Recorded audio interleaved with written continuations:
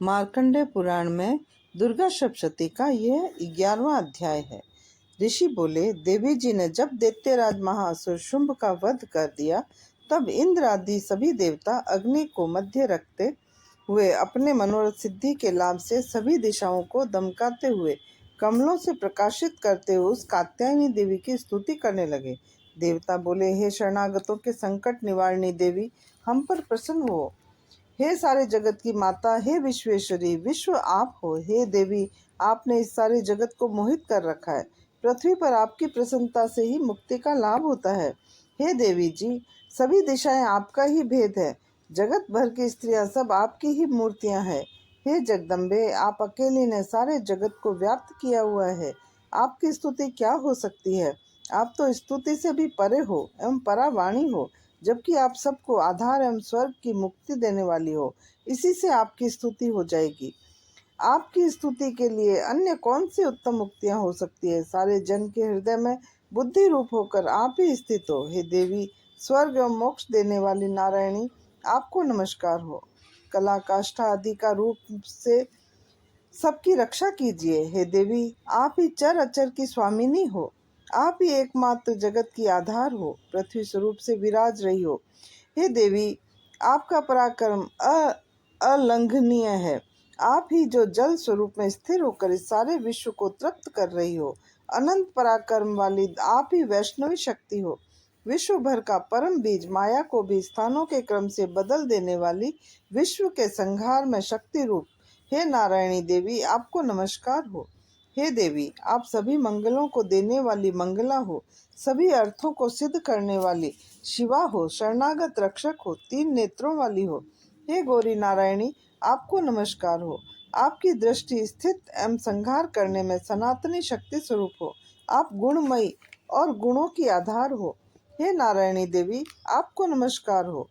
शरण में आए हुए दीन दुखियों की रक्षा करने में संलग्न सबके संकट निवारण करने वाली नारायणी देवी, आपको नमस्कार हो।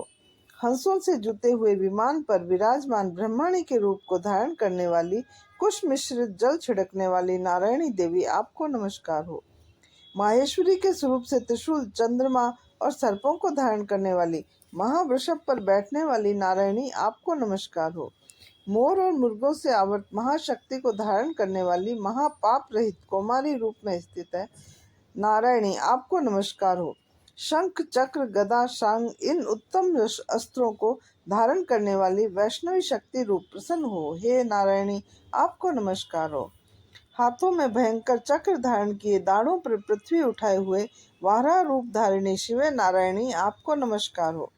भयानक नरसिंह का रूप धारण करके दैत्यों का वध करने के लिए उद्यमशीले, त्रिलोकी की रक्षा करने में परायण नारायणी, आपको नमस्कार हो। हजार उज्ज्वल नेत्र धारण करने वाली, किरीट धारणी, महावज्र धारणी, वृत्तासुर के प्राण हरने वाली ऐन्द्री शक्ति नारायणी, आपको नमस्कार हो। शिव दूती के स्वरूप से दैत्यों में बड़ी सेना का नाश करने वाली, महानाद करने वाली, भयंकर रूप वाली नारायणी, आपको नमस्कार हो। भयानक दाढ़ों से भयानक मुख वाली, मुंड मालाओं से शोभायमान, मुंडों का मंथन करने वाली चामुंडा नारायणी देवी, आपको नमस्कार हो। लक्ष्मी, लज्जा, महाविद्या, श्रद्धा, पुष्टि, स्वधा, ध्रुवा, महारात्रि, महाअविद्या, हे नारायणी, आपको नमस्कार हो। मेधा, सरस्वती, वरा, ऐश्वर्य रूपा, पार्वती, महाकाली, स्वयंशीला, सर्वस्वामिनी, हे नारायणी, आपको नमस्कार हो।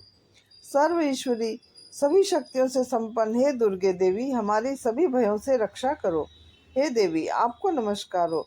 यह आपका मुख 3 नेत्रों से भूषित अति सुंदर है, हमारी सभी भयों से रक्षा करो। हे कात्यायनी, आपको नमस्कार हो।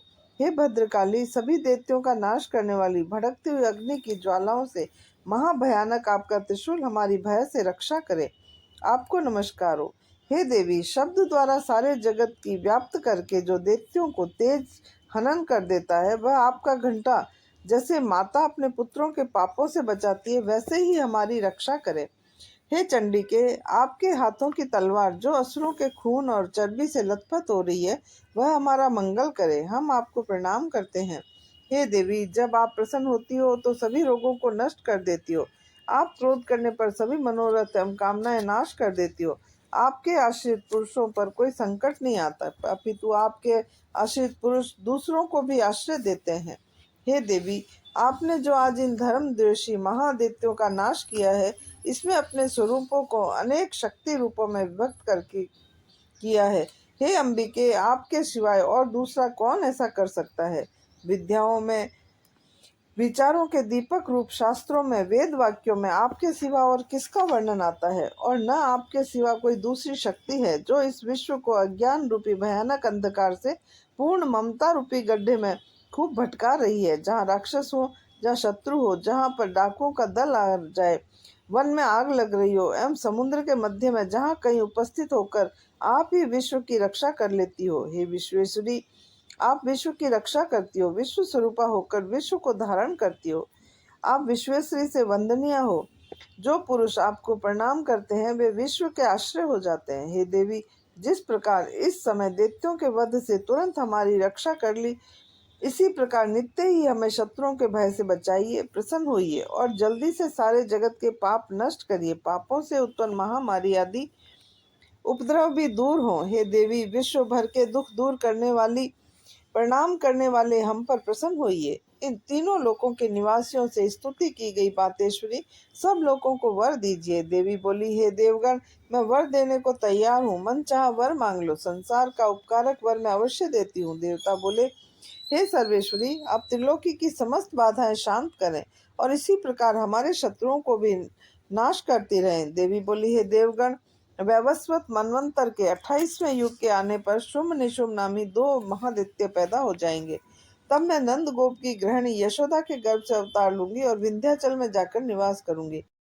फिर पृथ्वी पर महाभयंकर रूप से अवतार लेकर वैप्रचित नामक दैत्यों का संहार करूंगी। उन वैप्रचित नामक घोर दैत्यों का भक्षण करके मेरे दांत भी अनार के फूल की तरह लाल हो जाएंगे। तब स्वर्ग से देवता और पृथ्वी पर मनुष्य मेरी स्तुति करते समय मुझे रक्तदंतिका कहेंगे। उसके अनंतर जब पृथ्वी पर 100 वर्ष तक वर्षा नहीं होगी, पानी मिलेगा ही नहीं, तब मुनिजन मेरी स्तुति करेंगे। उस समय मैं अयोनिजा प्रकट होंगी और मैं 100 नेत्रों द्वारा उन मुनियों को देखूंगी। तब मनुष्य मेरा शताक्षी नाम से कीर्तन करेंगे। हे देवतागण, उस समय सारे संसार को जब तक वर्षा नहीं होगी तब तक अपने शरीर से उत्पन्न शाक द्वारा पालूंगी।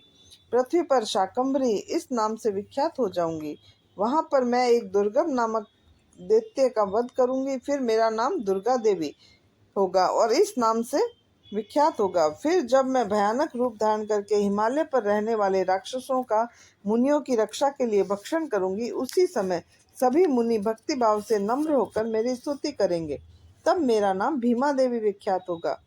फिर जब अरुण नामक दैत्य त्रिलोकी में भय और बाधाएं उपस्थित कर देगा, तब मैं त्रिलोकी की रक्षा के लिए 6 पंजों वाले असंख्य भंवरों का रूप धारण करके उस महाअसुर का वध करूंगी। उस समय मुझे भ्रामरी कहकर लोग सर्वतः मेरी स्तुति करेंगे। इस प्रकार जब जब भी लोकों में दैत्यों द्वारा बाधाएं उपस्थित होंगी, तब तब मैं अवतार लेकर दैत्यों का वध करूंगी और